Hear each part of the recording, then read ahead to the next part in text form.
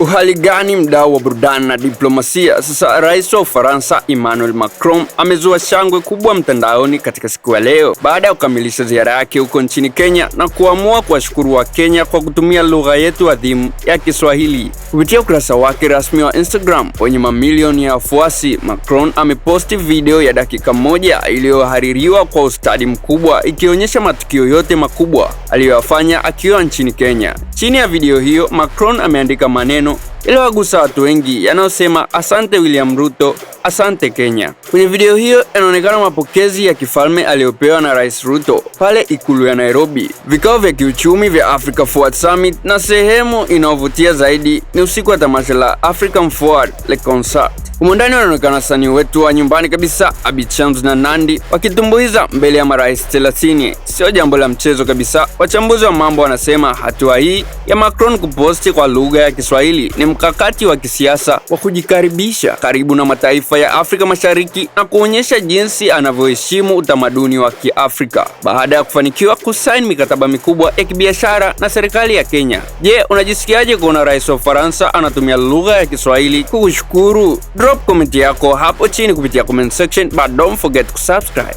like, share, turn on notification ili uzipata update ya matukio mbalimbali yanayojiri every time.